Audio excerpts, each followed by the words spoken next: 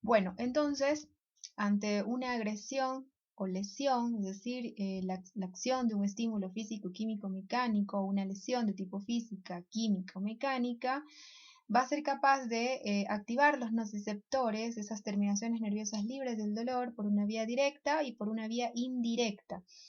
¿Sí? Directamente, por la capacidad que tienen estos diferentes estímulos de generar un potencial de acción, ¿no es cierto? Ese cambio electroquímico, ese cambio en la polaridad de membrana a través de su accionar directo en células excitables como son las neuronas y las células musculares.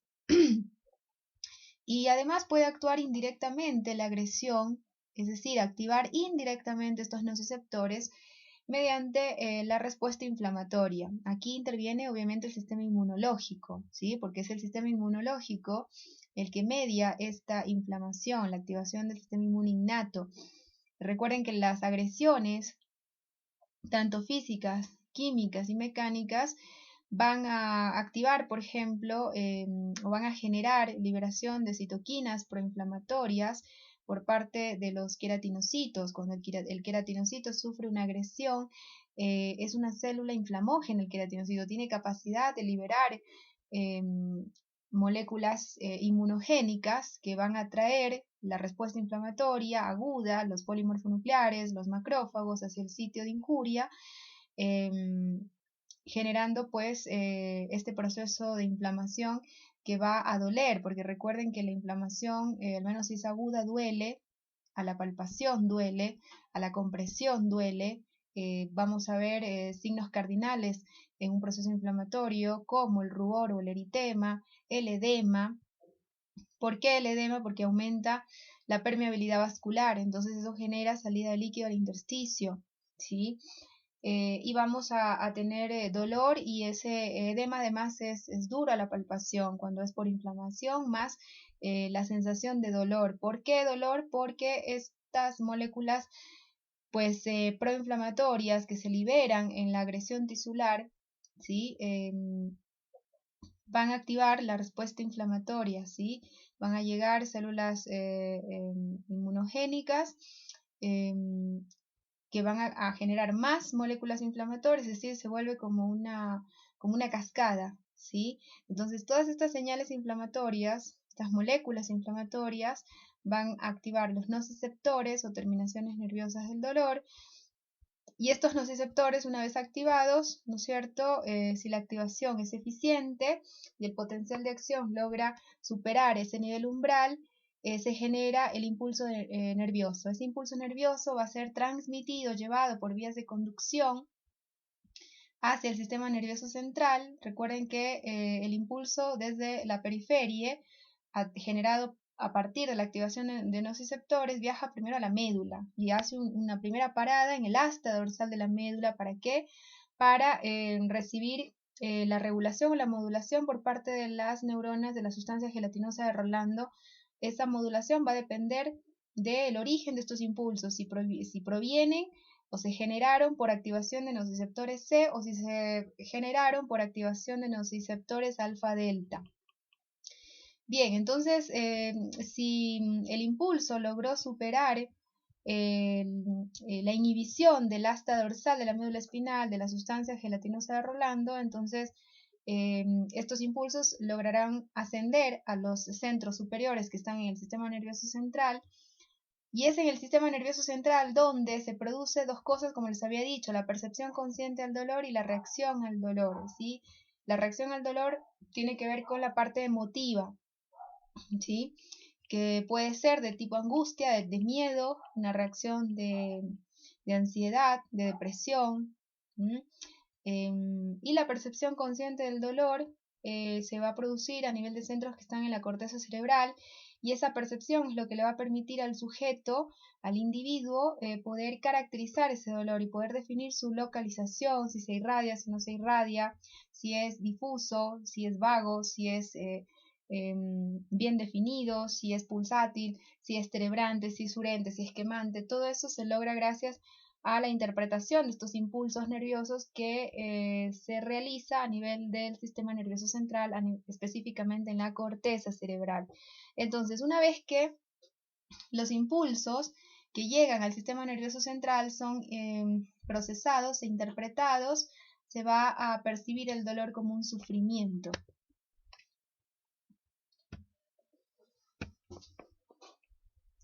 Bueno, entonces recuerden que los nociceptores, o sea, las terminaciones nerviosas libres o terminaciones especializadas del dolor, como aquí en el esquema tenemos esta neurona nociceptiva, ¿no? Entonces, esta neurona nociceptiva, vamos a suponer que está a nivel de la pulpa dental. Entonces, el accionar de un daño celular, el daño de la pulpa, es decir, por ejemplo, la llegada de bacterias y sus productos a partir de una lesión de caries dentinaria, ¿sí? O por un traumatismo, ese daño celular, esa lesión tisular, va a activar también a este nociceptor, ¿a través de qué? A través de la respuesta inflamatoria, ¿sí? Entonces, el daño celular genera inflamación. ¿Por qué? Porque la destrucción de las células del tejido conectivo va a...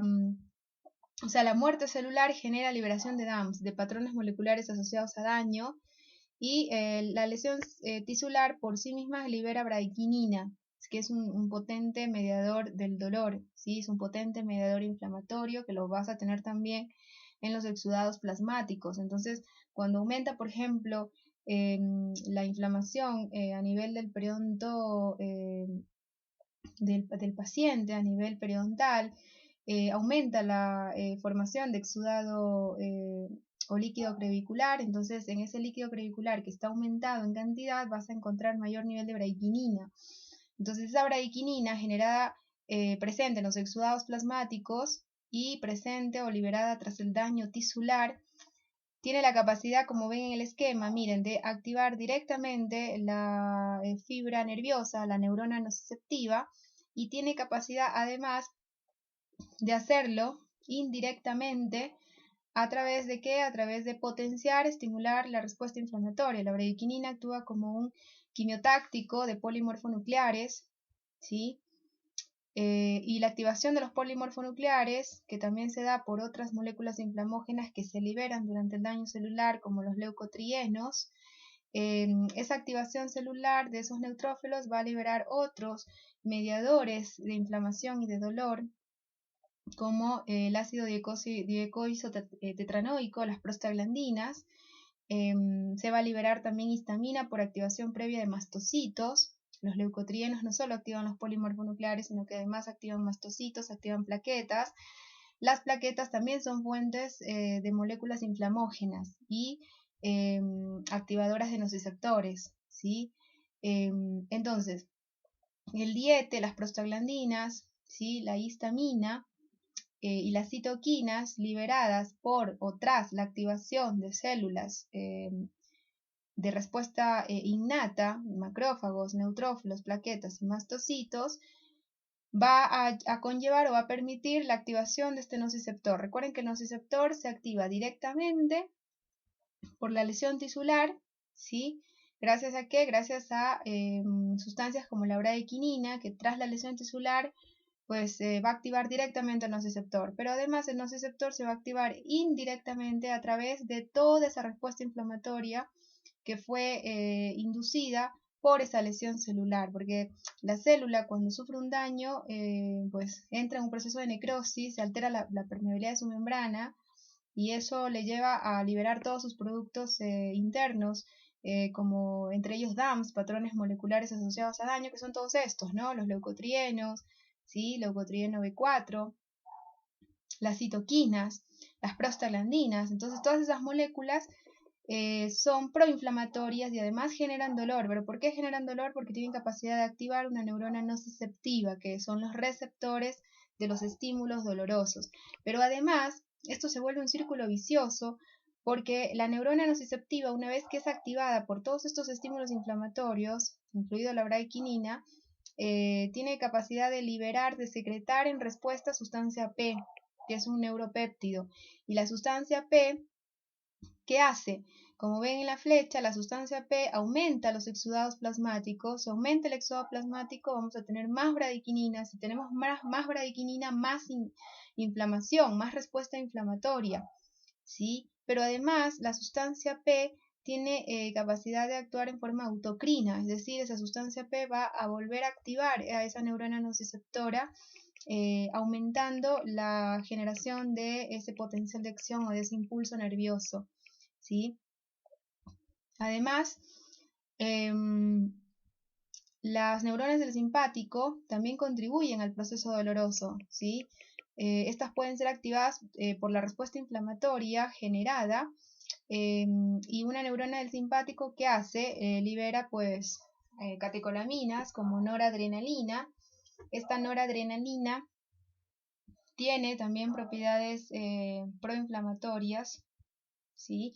Tiene capacidad de hacer un círculo vicioso, puesto que una vez que es liberada vuelve a activar a esa neurona del simpático. Y miren, la neurona del simpático, en respuesta a la noradrenalina, libera prostaglandina. La prostaglandina es una molécula inflamógena, ¿sí?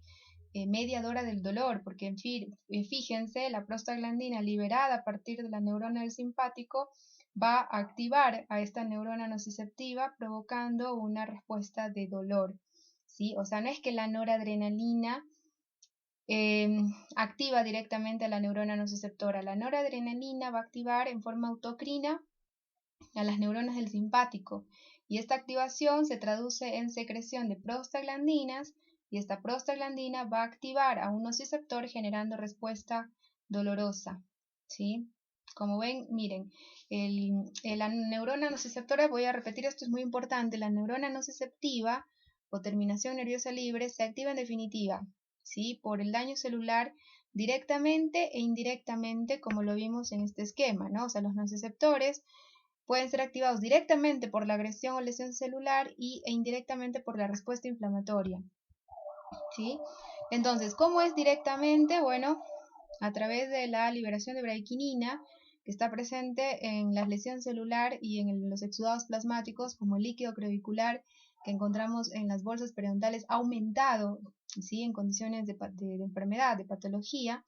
Y el daño celular, además, miren, libera ATP por parte de la célula dañada, libera hidrogeniones, y esas moléculas, fíjense en la dirección de la flecha, esas moléculas van a activar a estas neuronas nociceptoras y van a promover la síntesis de neuropéptidos. Estos neuropéptidos además exacerban el exudado plasmático, aumentan los exudados plasmáticos, aumentan los niveles de bradiquinina, tienen propiedades proinflamatorias. La sustancia P es un neuropéptido que tiene propiedades proinflamatorias, pero que además actúa autocrinamente sobre la misma neurona nociceptiva que la produjo o que lo produjo, generando potenciales de acción que luego se traducen en respuestas dolorosas. Bueno, esta es la teoría de control de entrada compuerta que como les había explicado, fue propuesta por Melzar y Wall en 1965. Varias teorías se han propuesto para explicar los sistemas de control del dolor. Las primeras teorías se basaron en un enfoque neuroanatómico, y posteriormente aparecieron teorías que se basaron en un enfoque sensitivo y psicológico.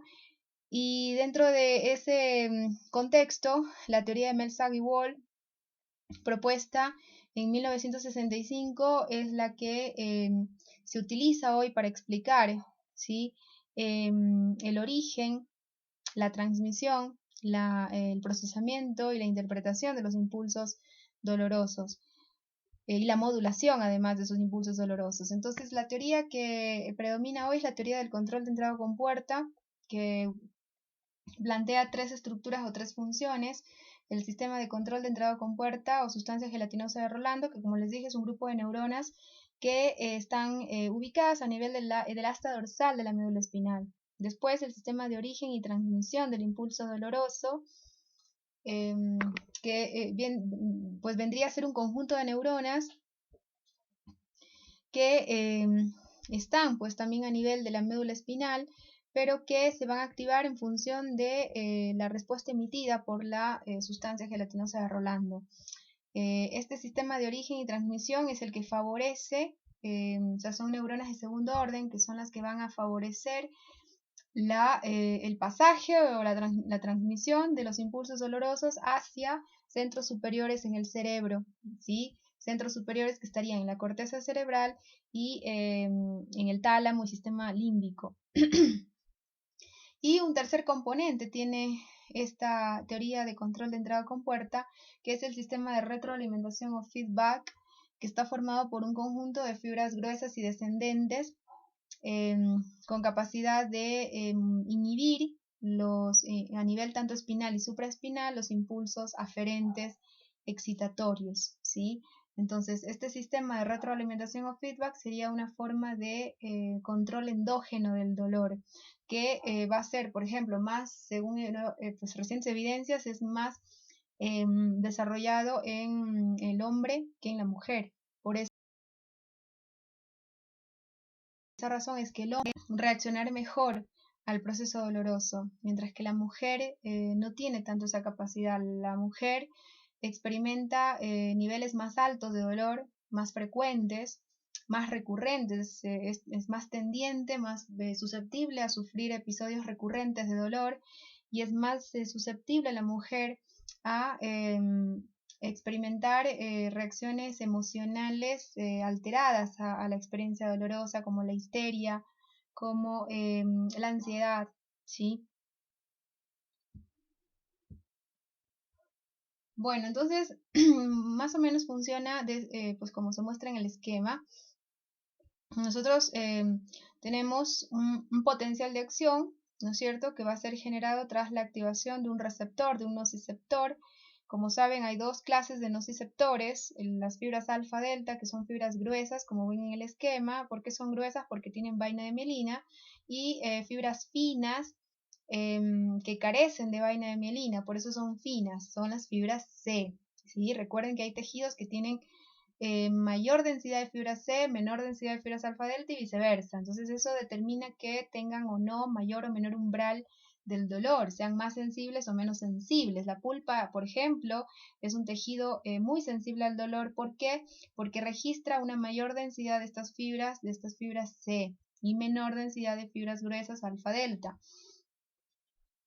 Ahora bien, la literatura describe, esto lo pueden encontrar en el texto de Máximo Giglio, ¿sí?, en el capítulo de dolor, y está descrito que las fibras gruesas mielínicas alfa-delta, ¿sí?, conducen impulsos aferentes, impulsos nerviosos aferentes, que viajan desde la periferia, ¿no es cierto?, llegan y hacen una primera parada en la médula espinal, ¿sí?, a nivel de donde en la primera parada la hacen acá, en la sustancia gelatinosa de Rolando.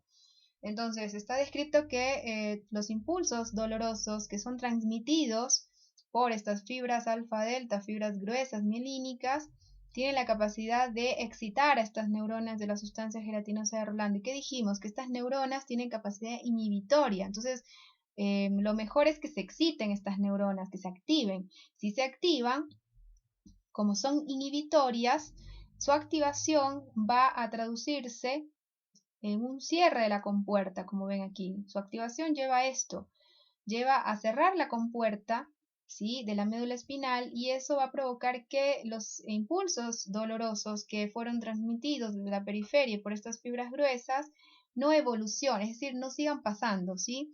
Entonces no llegan a activar a las neuronas del sistema espinotalámico, porque estas neuronas son excitatorias. Estas neuronas promueven la transmisión de los impulsos dolorosos hacia centros superiores en el cerebro, lo cual va a permitir que sean percibidos ya como sufrimiento, como experiencia de dolor, ¿no? Y van a generar una reacción al dolor.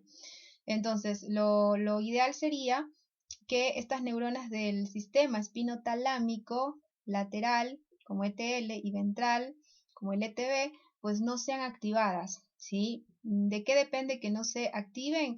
Depende de esto, ¿no? De que se exciten estas neuronas inhibitorias de la sustancia gelatinosa de Rolando. ¿Para qué? Para que se cierren las compuertas y el impulso nervioso no sea llevado hasta este lugar, que opera también en la médula, ¿sí? Pero cuando los impulsos dolorosos son transmitidos, esto lo dice la literatura, son transmitidos por fibras finas, fibras tipo C. Estos impulsos hacen su primera parada acá, ¿no es cierto?, en la médula espinal a nivel de la sustancia gelatinosa de Rolando y han demostrado tener un efecto inhibitorio a estas neuronas. Entonces su inhibición lleva a qué? Lleva a esto, lleva a que la compuerta se abra porque la inhibición de estas neuronas que son inhibitorias, que son moduladoras, va a generar un efecto más bien de mediador del dolor, porque si no se activan, no hay modulación del dolor. Entonces se abren las compuertas en la médula espinal y los impulsos dolorosos viajan, o sea, siguen transmitiéndose, activan estas neuronas de origen del C, del sistema espinotalámico, tanto lateral y ventral. ¿Sí? Y estas neuronas, sobre todo las del sistema espinotalámico lateral, son las que se encargan de la percepción somática del dolor. ¿Por qué? Porque estas transmiten los impulsos hasta acá. En realidad aquí el esquema está un poquito equivocado, ¿sí?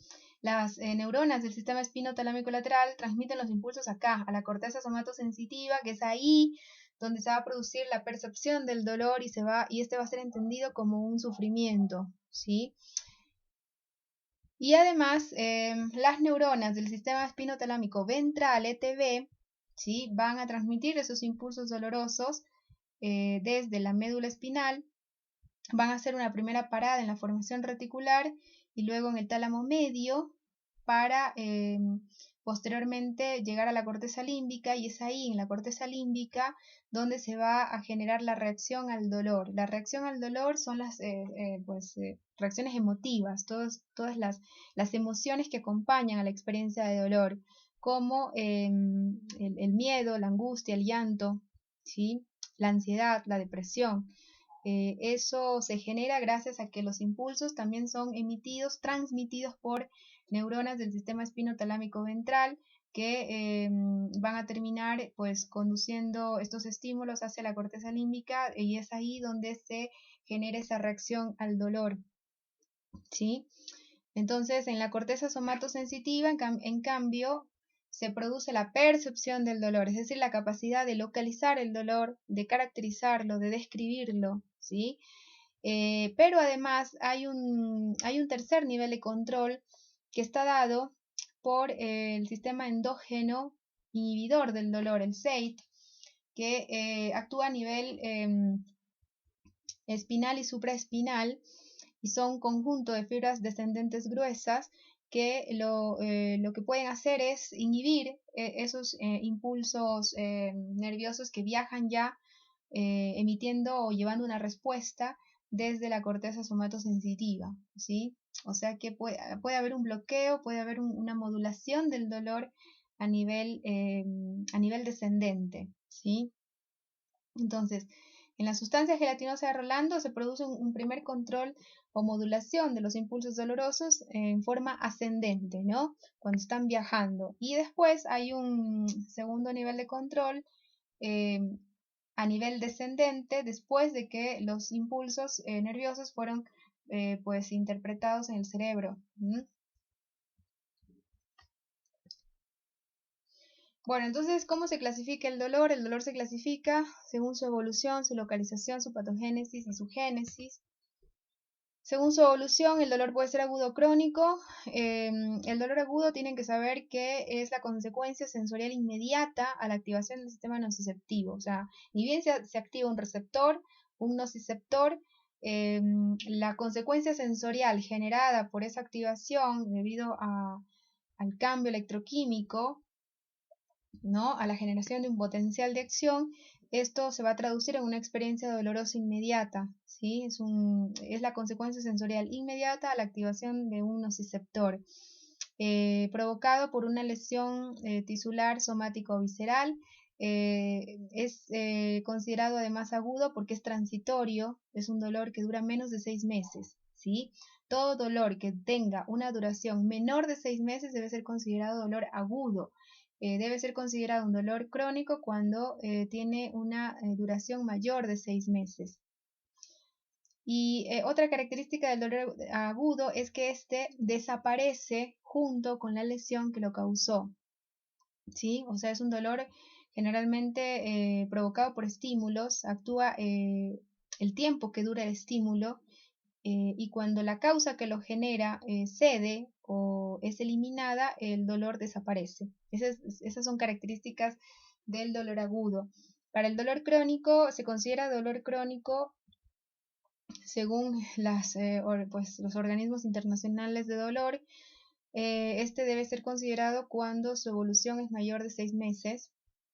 Se considera un síntoma de una enfermedad persistente cuya evolución, que puede ser continua o en brotes, conlleva la presencia de dolor aún en ausencia de lesión periférica. Esa es una diferencia importante entre dolor crónico y dolor agudo. ¿Sí? En el dolor agudo, el dolor pues persiste el tiempo que dura la lesión. Una vez que la lesión se elimina o es resuelta, el dolor desaparece, mientras que en el caso del dolor crónico se caracteriza porque aun cuando la lesión que lo causó desaparece, este síntoma persiste, ¿sí? Bueno, en esta tabla podrán encontrar desglosado las diferencias para que lo lean y lo analicen en detalle entre dolor agudo y dolor crónico, pero básicamente es lo que les comentaba. Según su localización, el dolor puede ser superficial o cutáneo y profundo. El dolor superficial o cutáneo está mediado por receptores nociceptores que se ubican a nivel de piel y de mucosas, ¿sí? Es un dolor, el dolor superficial es bien localizado, no asocia a otros trastornos generales como fiebre, decaimiento, malestar, y puede asociar una reacción emotiva, agresiva o una reacción de tipo miedo de pronto, ¿sí? O angustia.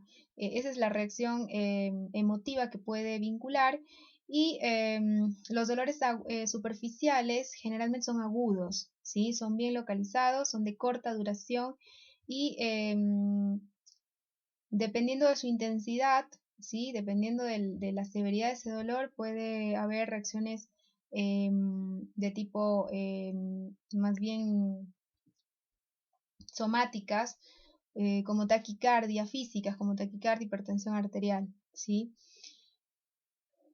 El dolor profundo pues, es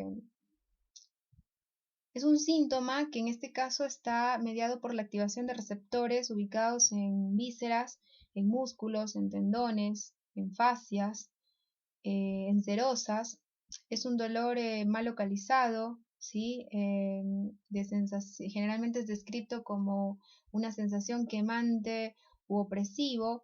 El dolor profundo habitualmente asocia a trastornos generales, ¿sí? Como por ejemplo malestar general, anorexia. Puede asociar náuseas, fatiga, vómito. Generalmente la reacción cardíaca que puede o suele asociar es la bradicardia, la hipotensión arterial. Y el dolor profundo también puede mediar reacciones emocionales como ansiedad, angustia, ¿sí? El dolor crónico es el que termina complicando con depresión, pero la ansiedad, la angustia, el miedo la vas a ver básicamente en los dolores agudos que tienen menos de 6 meses de evolución, que pueden ser superficiales o profundos. Entonces, básicamente la diferencia entre ser un dolor superficial o profundo es la localización de los receptores, ¿sí? Para ser superficial, los receptores, los nociceptores tienen que estar en la piel o en las mucosas, y para ser profundo, el receptor tiene que estar ubicado en órganos profundos, en vísceras, en músculo, periósteo, peritoneo, poneurosis, como ven en la diapo. Y básicamente en la capacidad de localizar el dolor, ¿sí? El dolor superficial es bien localizado, mientras que el dolor profundo es mal localizado, ¿sí? Pero ambos pueden asociar reacciones agresivas, reacciones como taquicardia o bradicardia, hipertensión, hipotensión, o sea, los dos pueden generar reacciones agresivas, pero generalmente el dolor profundo es el que puede asociar otras complicaciones generales como fiebre, como astenia, anorexia, ¿sí? no tanto el dolor superficial o cutáneo.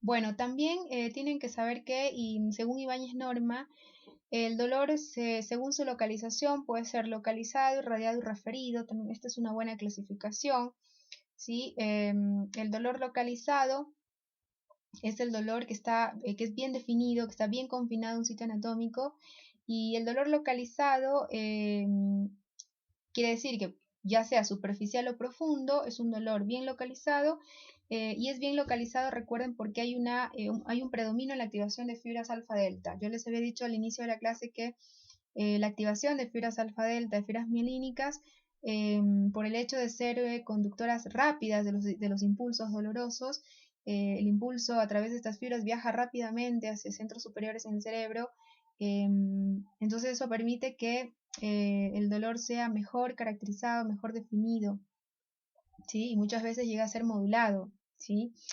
Entonces, el dolor localizado bien confinado a un sitio anatómico y mediado por fibras alfa-delta. El dolor irradiado es el que se transmite a través de una fibra nerviosa a un lugar próximo, es decir, que el dolor se origina, vamos a suponer, en un central inferior y porque el problema está ahí, porque la lesión, vamos a suponer, de caries, ¿sí? Está ubicada en el central inferior, en la pieza 31, pero se extiende vía fibra nerviosa, es decir, se irradia hacia el molar, es decir, hacia la pieza 36. Entonces el paciente tiene un dolor que se percibe en todo el hemicuadrante, pero la lesión no está en la pieza 36, la lesión mediadora del dolor está ubicado en el incisivo. Entonces ese es un ejemplo de dolor irradiado que a nivel odontológico son frecuentes, los dolores irradiados, y los dolores irradiados son dolores mal localizados, mal definidos y por lo tanto son mediados por fibra C, ¿sí?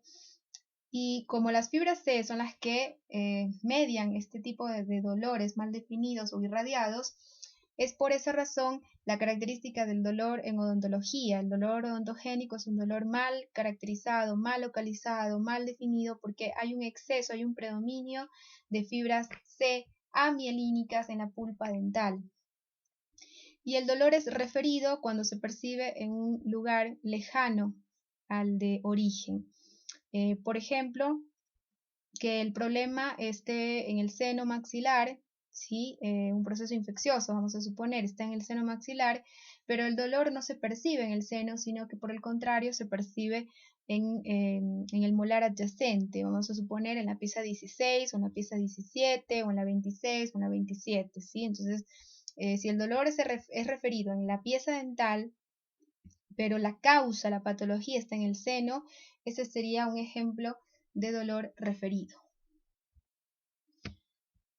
Según su patogénesis, el dolor puede ser nociceptivo y neuropático. El dolor nociceptivo es el mediado por la activación de un nociceptor, ¿sí? De un receptor o terminación nerviosa libre. Es considerado un dolor de tipo normal o sensorial, pero la activación aquí de los nociceptores se da, como les dije, por lesión tisular directamente, ¿no? Tras las moléculas que se generan, los DANs que libera una célula lesionada y indirectamente se activan a través de la respuesta inflamatoria, ¿no? Entonces, el dolor nociceptivo es aquel que aparece en todos los individuos como consecuencia de la acción de un estímulo nocivo que provoca una lesión tisular. ¿Y cuál es su característica patognomónica? Esto es muy importante, recuérdenlo. La existencia de relación causal entre la lesión tisular y el dolor. O sea, yo tengo que encontrar la causa, la lesión que haya provocado esta experiencia dolorosa. Si la encuentro, es un dolor nociceptivo. Si no la encuentro, entonces probablemente esté frente a un dolor neuropático. Para caracterizar un dolor neuropático también, o considerar un dolor neuropático, es importante desglosar a través del interrogatorio dirigido la característica del dolor. Los dolores neuropáticos tienen la característica de ser quemantes, ¿sí? De ser urentes, son mal definidos, asocian puntos gatillo, es decir, que presionas en un punto y se dispara una intensa experiencia de dolor en el paciente, como la neuralgia del trigémino. Y se considera un dolor anormal o patológico, ¿por qué? Porque aquí hay una falta total de relación causal entre la lesión tisular y el dolor, ¿sí? Y como ven, es el resultado de enfermedad o lesión del sistema nervioso central o periférico, ¿sí? Por ejemplo, un dolor neuropático generado justamente por la lesión del sistema nervioso periférico, como la lesión del trigémino, como ocurre en las infecciones herpéticas, ¿sí? Como el virus tiene capacidad de quedar latente en las células nerviosas, si este vuelve a replicar tras un estímulo que lo active, vuelve a replicar y esa replicación se da en la célula nerviosa, ¿sí? Entonces está dañando directamente al nervio, está dañando directamente esa célula nerviosa, provocando entonces un proceso de dolor que es entendido, percibido, interpretado como dolor, como sufrimiento, ¿sí? Son las típicas neuralgias posherpéticas, ¿sí? Donde ya la erupción vesicular terminó, desapareció, fue eliminada, pero el paciente queda con dolor, ¿sí? Según su génesis, el dolor puede ser orgánico o psicógeno. El dolor orgánico es el mediado por causas físicas, químicas o mecánicas, ¿sí? Que activan un receptor o generan la lesión de un nervio directamente, ¿sí? El dolor orgánico es un dolor que en general tiene un comienzo claro, definido, aunque bueno, eso puede variar también, ¿no? Dependiendo si el tejido tiene o no mayor riqueza o menor riqueza de fibra C. Si tiene más riqueza de fibra C, el dolor no va a ser tan definido, ¿no? Va a ser más bien pobremente localizado.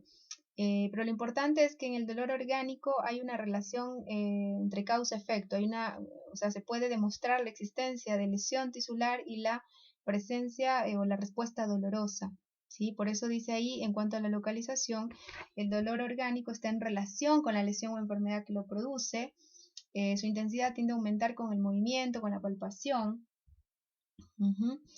Es, por ejemplo, el dolor a la masticación que tengo un paciente con lesión periapical, ¿sí? Entonces, si yo hago percusión con el mango del espejo y ya tienes la molestia al masticar, pues al realizar ese movimiento, ese golpeteo, va a doler más, ¿sí? Pues es un dolor orgánico debido a una lesión del periápice, un proceso inflamatorio del periápice.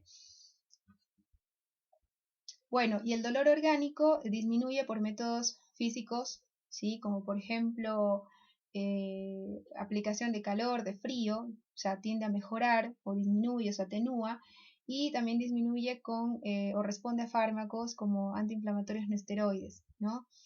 En cuanto a la reacción emotiva que asocia, cursa usualmente con miedo, ansiedad, sudoración, agresividad. El dolor psicógeno es un dolor que no demuestra una causa objetivable, ¿sí? Entonces no hay relación aquí entre la lesión y el dolor, ¿sí? Entonces no detectas una causa objetivable. El dolor psicógeno es vago, es incierto, es mal definido, suele cambiar de lugar, cambia también con el estado de ánimo. Entonces estos datitos los puedes utilizar, aplicar para poder hacer el diagnóstico diferencial, ¿no es cierto? Para poder decir este dolor es orgánico o este dolor es psicógeno. Recuerda, el dolor psicógeno es mal definido, cambia de lugar, cambia con el estado de ánimo de la persona y no responde a los AINES, a los analgésicos, más bien responde a los ansiolíticos, a la terapia psicológica, y las reacciones emocionales que suele asociar son más bien alteraciones del sistema nervioso como neurosis, cuadros depresivos usualmente. El dolor psicógeno es un dolor que además tiende a ser de larga evolución, es crónico y asocia cuadros depresivos, ¿sí? Bueno, estos son los factores que afectan la experiencia del dolor en el sujeto. Recuerden los factores psicológicos. ¿Por qué? Porque, por ejemplo, se sabe que el 70% de los pacientes con dolor crónico padecen depresión, y de hecho, tanto la depresión y el dolor comparten mecanismos patogénicos y determinantes, ¿sí? Como factores neurológicos y psicológicos. Entonces, está muy relacionado el dolor ¿sí? Con trastornos emocionales como ansiedad, depresión.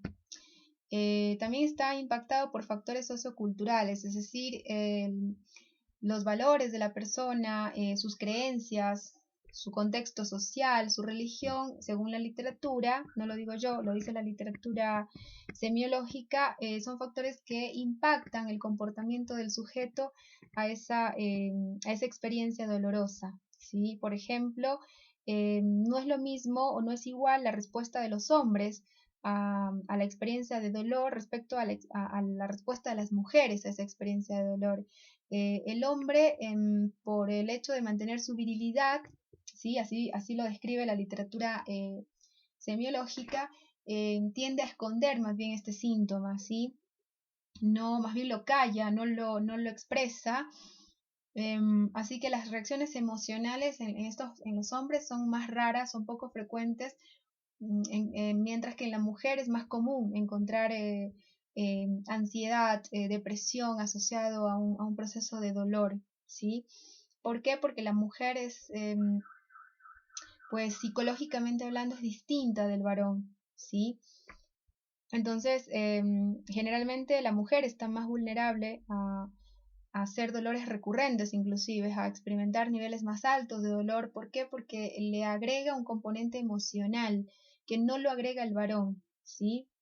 Por básicamente factores sociales y también por diferencias biológicas, ¿eh? Se ha descrito, esto lo dice Ibáñez Norma, que se han detectado 3 diferencias neurobiológicas entre los hombres y las mujeres que tienen que ver con el nivel de excitabilidad de las fibras aferentes primarias, ¿sí? O sea, con el nivel de excitación de los nociceptores. Otra diferencia estaría en el grado de sensibilización de las neuronas de segundo orden, aquellas que se ubican en el sistema espinotalámico, que recuerden llevan los estímulos dolorosos, los impulsos hacia centros superiores en el cerebro. Y otra diferencia neurobiológica que se ha detectado entre hombres y mujeres respecto al dolor, a la manera en cómo interpretan y expresan el dolor, estaría dado por la eficiencia de las vías endógenas moduladoras del dolor. Al parecer, los hombres tendrían mayor capacidad para modular el dolor a nivel descendente, o los sistemas endógenos inhibidores del dolor al parecer son más eficientes en los hombres que en las mujeres, ¿sí? Y después están también los factores de la personalidad, ¿sí? Recuerden que habían biotipos, o los biotipos que se conocen según la escuela alemana de Kretschmer. Cada biotipo asociaba a un determinado perfil de personalidad y habían biotipos que eran tendientes a la ciclotimia, a la bipolaridad, que eran más tendientes a por ejemplo, a la personalidad esquizoide, es decir, de ser apáticos, de ser aislados, ¿sí? O sea, que son más tendientes a la depresión, ¿sí? Mientras que los bipolares o los ciclotímicos, ese perfil de personalidad lo reconocemos en el biotipo pícnico y en el biotipo atlético. Esos dos biotipos, por ejemplo, son tendientes a importantes cambios bruscos en el estado de ánimo. O sea, pueden pasar fácilmente de la alegría al llanto, ¿no? Y está descrito que los sujetos con biotipo pícnico, que tienden a ser personalidades ciclotímicas, cambiantes de humor, son más vulnerables a los trastornos de ansiedad, ¿sí? Y está demostrado que la ansiedad tiene capacidad de activar directamente, ¿sí? Los nociceptores a través de una vía que sería la conexión, pues, sistema neuropsiquiátrico, ¿sí? Sistema endocrino y sistema inmune, ¿sí? Esos 3 sistemas están conectados, el sistema nervioso con la psiquis del paciente, el sistema endocrino, la vía hipotálamo, hipófisis, suprarrenal y el sistema inmunológico están conectados, ¿sí? Entonces, está pues demostrado que a mayor grado de ansiedad, mayor grado de dolor, ¿sí? ¿Por qué? Porque a mayor dolor aumenta más la atención del individuo, eso lleva a mayor ansiedad, y la ansiedad puede activar automáticamente y aumentar la sintomatología nociceptiva, ¿sí? Así que tómenlo en cuenta. La personalidad del individuo influye en la manera en cómo percibimos la experiencia dolorosa, si la percibimos en más o en menos, si es más intensa o menos intensa, ¿sí? Bueno, y para ir completando el dolor en odontología, ya les había dicho que el dolor en odontología o el dolor odontológico es un dolor de pobre localización. ¿Por qué? Porque básicamente está mediado por fibras C amielínicas. Es un dolor difícil de soportar por el paciente. ¿Por qué? Porque recuerden que el dolor o los impulsos dolorosos transmitidos por fibras C amielínicas tienen prácticamente cero modulación a nivel de la sustancia gelatinosa de Rolando hasta dorsal de la médula. Entonces, como no tienen modulación, no hay nada que lo pueda disminuir, ¿sí? Entonces, es bastante agudo, bastante intenso el dolor odontológico, por eso es pulsátil, ¿sí? Difícil de tolerar, difícil de soportar, ¿sí? El dolor en odontología además es referido a otras estructuras. Recuerden esto, es generalmente un dolor referido, mal localizado, puede ser sordo, pulsátil o punzante y es usualmente de umbral variable, ¿sí? ¿Por qué? Porque pues va a depender también de otros factores que se agreguen, ¿sí? Pero el umbral en general es variable porque recuerden que la misma pieza dentaria tienen distintos tejidos con distintos umbrales, ¿sí?